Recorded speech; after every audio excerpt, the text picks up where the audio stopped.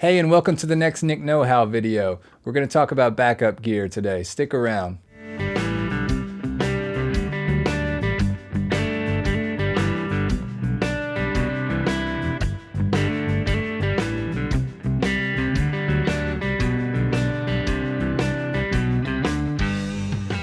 I think it's important to consider backup gear.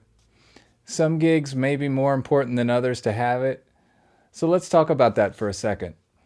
We're guitar players. The number one thing you want to have for a backup is a second guitar. Instrument failures happen, strings break, wires become unsoldered. On active instruments, the batteries go out. A whole host of things can happen. I take a second guitar maybe 75% of the time. Especially on gigs where the guitar is the featured instrument. I play in a band called the Secret Agent Men, and we do all 60s style guitar instrumentals, like the Ventures and the James Bond theme, surf and spy songs, even some westerns thrown in there. That band is all guitar all of the time.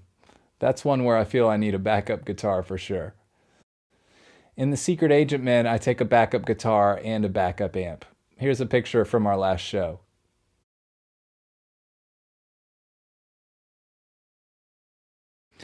So amps. Having a backup can be very important, especially if you're running a tube amp. Valves can go out, fuses blow. There's so many moving parts with this deal. We can't possibly cover them all, but I like to take a backup amp. In episode 1, where I was talking about solid state amps, I tell the story of my tube amp going out and having to go find a backup. So check that one out if you haven't seen it yet. Sometimes I'll do a gig where I'm not using an amp, I'm going direct into the PA, and in that case I might take a second modeler. I have a first generation pod, the little red bean shaped thing that came out years ago.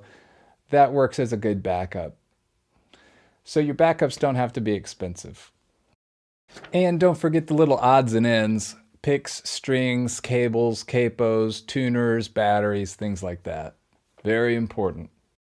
Charts are another great thing to have a backup for. I usually run an iPad, and it's an electronic that can go down, the battery can run out. So, in super important gigs, especially ones where I've been sent charts, a lot of times I'll print them out and just keep them there on the side in case I need them. There used to be a time when I was doing a church gig and everybody was using the PCO platform to share charts.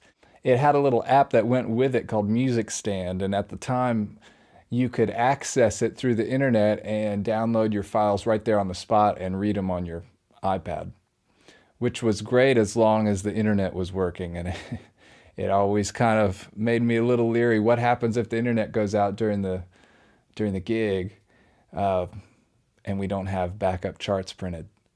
So you can see a potential problem there too. So backup charts. Thanks, everybody. I'm sure there's other backup things that we could take to gigs. Let me know what I missed. Put them in the comments below. Like and subscribe if you haven't already.